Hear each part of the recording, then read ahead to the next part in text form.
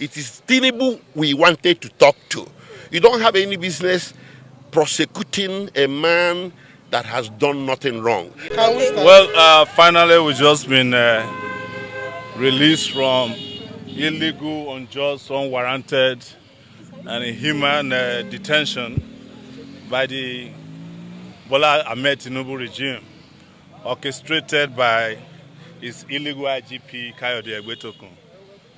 And we are heading home. Hopefully. In fact, I was supposed to be heading to Lagos for a protest for tomorrow. But we are still checking on the flight, if there's any flight tonight. Have you seen the warning from the Lagos State government? They can warn themselves, they can't warn me. You can't warn me about my rights. Yes. They are the ones who have to warn themselves about their responsibilities. So it wasn't going to stop me. It is not the first time people who are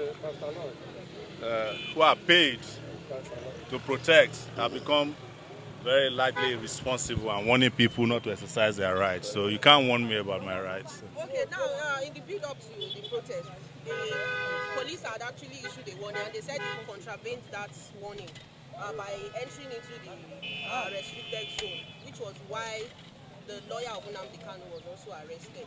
The lawyer of Nnamdi Kanu is here, but before he speaks, I'm not a lawyer, but what I know is that if a court gives an order and there's a contravention of that order, you go back to the same court to complain to the judge. It's not the job of police to take it upon itself to be enforcing court orders that it had interest in. But even if they don't have interest in it, there was a court order issued by a judge saying don't go to certain areas. If you want to review the order, you go back to the court. If you want to complain that the orders were violated, you go back to the court. Absolutely. So the police, being an irresponsible organization in Nigeria, took laws into its hand. And I can guarantee you that those court orders were never served on us. If you look at the Schedule 3 of the court order, it says serve them by Friday.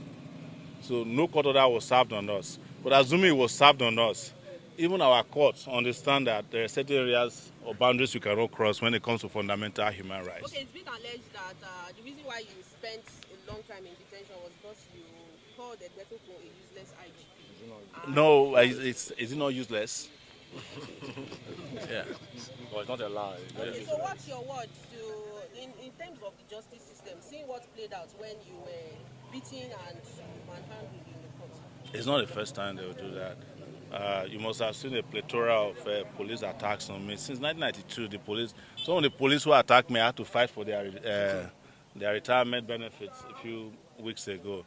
So it's to also tell the police that are doing it now that they will soon meet their Waterloo. There's no question about that.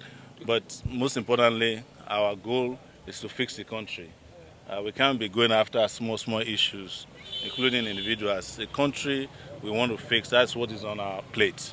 Not this individual police. I cannot be banding words, for instance, with the police PRO, who I know doesn't know his left from his right.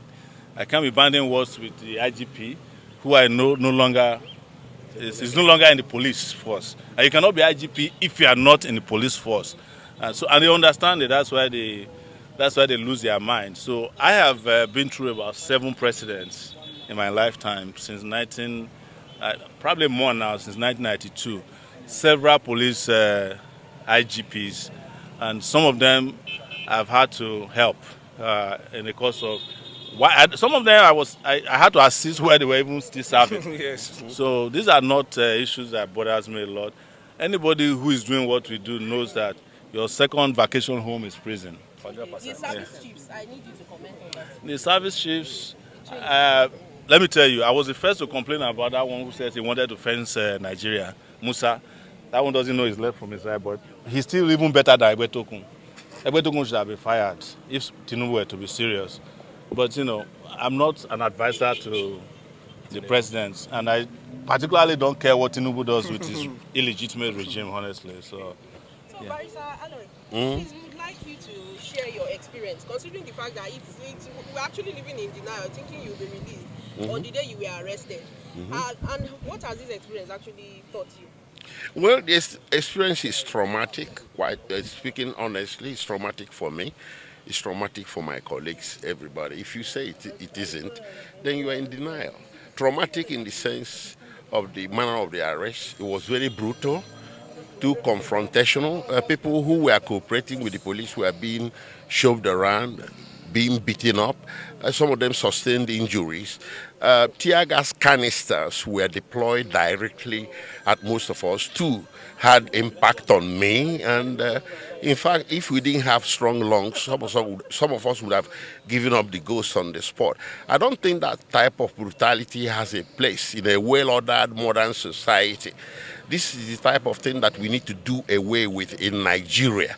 Even at the police headquarters, CID Gariki Command, they deployed canisters, several canisters of tear gas, just to get us to bundle us into vehicles that will take us to abattoir. You didn't need to do that because we were already under your control. So that's something that is abhorrible and should be condemned by all and sundry. It is not good. It's unlawful.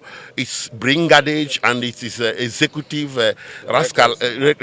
rascality in high places.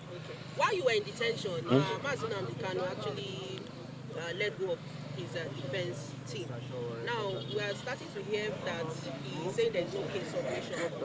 What is your take? Considering the fact that, okay, you are also among those defending, and this even led you to be sent to the Where the protest was directed, let me make this clear, the protest was directed against the presidency, not against the judiciary. You know, there are things that come first. If the presidency or the executive branch of government does not put you up for trial, no court has the authority to initiate prosecution against you. So it's a question of where to place the blame. I've noticed a lot of understanding as if we are protesting against the court. No, the court didn't initiate it. The presidency did. The attorney general did. So if the presidency or the executive branch says Nnamdi Kanu's case should no longer be prosecuted, the court will have nothing to try. Exactly. This is our point. So those people saying, Nnamdi Kanu is on trial and we are interfering with judiciary, contempt of court, blah, blah, blah. No, come on. That's complete misunderstanding of the situation. Yes. It is Tinubu we wanted to talk to. You don't have any business prosecuting a man that has done nothing wrong. Yes. And a man you brought into the country under situation that offended humanity, international law, and even Nigerian law. Yes. You don't have a business putting him up for trial. So withdraw. Under Section 174, I think, of the Constitution, he can direct the Attorney General to do a nolle prosequi. It was done for sure here, right? It has been done in history for a whole lot of people. If the presidency or the executive branch or the attorney general can say, we are no longer interested in the case, and that's the end of it. That was the purpose of the protest. Yes. And I was the organizer, by the way. He initiated it? Yes. Okay, Barrister Kingdom. In all of this drama that played out, I think about 5 days back till now, what's your own stance? Well, my own arrest, is so traumatic. My own is a situation where the IG himself has become the chief terrorist of the Federation. And, they say power corrupts and absolute power corrupts absolutely. Because his regime was illegally, the Police Act was illegally amended, and to have him as an absolute IG, that is why you see him exercising absolute power. So I was arrested while I was addressing the media. I was live on News Central and Arise Television and a couple of other media organizations, and I was addressing the media with respect to the protest and the reason why in Nigeria I think that there should be justice for all of us, all Nigerians, no matter where you come from, whether you are Igbo man, you are Yoruba man, you are Hausa man, and was very vocal, and I was very point blank to say that Nnamdi Kanu was being held because he's an Igbo man. And I gave instances of where the former governor of Kaduna State accused the National Security Advisor that he is the one paying bandits, supplying them drugs, paying them salary. I mean, Malam Nuhu Rubado. And nobody has said anything reasonable about it. So I was vocal to tell the powers that be in Nigeria to stop this politics of insecurity and politics of security, and to stop victimizing people from the southeast of Nigeria. Because you are an Igbo man, you are so vulnerable. So So I was addressing the press when I was picked up. And of course, that was in Otako. The order given by the court was, the purported order was that protesters shouldn't get to National Assembly 3 arm zone. I was picked up at Otako while addressing the press. So I want to know, I'm asking you, gentlemen of the press, when did addressing the press constitute an offense in this country? That is what the illegal IG will tell me. Now that I'm out of this illegal, brutal detention, I will take him to court, to pay for damages, So when did addressing the press become an offense in this country? I was addressing gentlemen of the press with respect to the illegality, the unconstitutionality, the criminality going on in Nigeria. And I'm saying that in this country, every citizen should be treated equally, no matter where you come from. If you're an Igbo man, you should be treated as a Nigerian. That I refuse to live in a country where I will be subjected to second-class citizen, and I will always live by it. So the illegal IGP will still tell me in court when it becomes an offense, to address the press in this country. That was the only offense I committed. Thank you. This is the press. I want to say that I want to commend the judiciary. You see, on the last Friday, I told you people that we have completed the December. The magistrate was not here to be found. So it was discovered that the magistrate was actually ill. He's not supposed to sit on that Friday, but because of the nature of the application, and he was there. So when they needed to see the doctor, he rushed to see the doctor. So that's what actually happened. And I want to also encourage the judiciary. Please, you people should continue to be independent. Just like as we witnessed, all their effort to make sure that the magistrate did not take the application for bail. He resisted it. That is what we are asking judiciary to be doing. Are you getting what I'm saying? Now, if you now say that people should not protest, how do you want people to complain? Because protest is complain. And when people are protesting, I continue to say it, they are helping the government. When people are protesting, they are helping the government. It is helping the government to know that this is what we are supposed to do that we are not doing. And I also want to encourage the judiciary to do more. And also advise Nigerian police. Please, officers and men, most of police officers today are dying. Their children are useless because of what they committed when they're in active service. Don't allow people to be laying curses on you. You cannot just tear gas somebody that never committed anything against you. You cannot go and tear gas an old man and you want to be old. You cannot go and tear gas some persons and you have children. God will not allow your children to be useful to you. God will raise untimely death against them. Don't do that. Look at how people are crying because of you, Nigerian police. Even when they ask you to go and commit evil, must you do it? Tell them that you're not doing it. Even if when they ask you to do it, when they say go and throw the tear gas, can't you say no?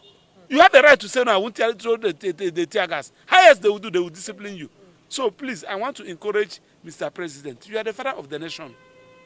Your wife is the mother of the nation. You should be able to do the right thing. Irrespective of the fact that yes, we are challenging, we may not support you. But when you are doing well, people will support you.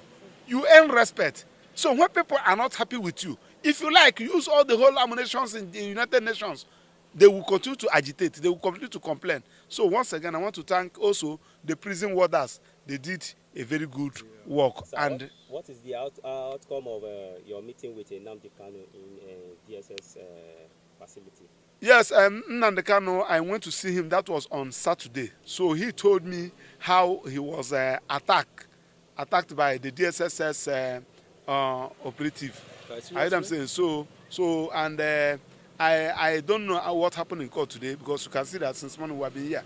So, and I asked him that he should draw attention of the court, let the court know what happened, so that the court will see the reason why we are saying that you should be sent to a correctional center. Because that's what they said, okay, how have you been preparing for your defense? He said that he has not even been able to because he is not in the right frame of mind. And moreover, that place is being bugged. There are some things that he needed to do. Even the consultant, the people that he consulted, he's not doing anything. So that is just That is just the position with respect to Nnamdi Kanu. But I will see him tomorrow, being 28 on Tuesday. Okay. I will see him. What next? This protest has ended and it has led to arrest and bail and all. No, of course, you cannot, where there is a wrong, there is a remedy. Like all the people that the police violated their right, they are going to file action against the police. Of course, this one is the criminal aspect of it. They have adjourned the matter till 15th day of December. Am I right? For hearing. So that does not mean that those people that violated their rights, they are going to take you on. Yeah. You are going to you said that you have an order restraining them from protesting in the central area, but you pick them at Otaku. I hear them say, what is the business that has to do with the central area and Otaku? What does you using the live bullet? What does that supposed to mean? Throwing tear gas. Man, you can see the other guy that was they injured. I hear them saying somebody with that is armless, that is not violent. So it's very unfortunate. So that is it. It's my pleasure.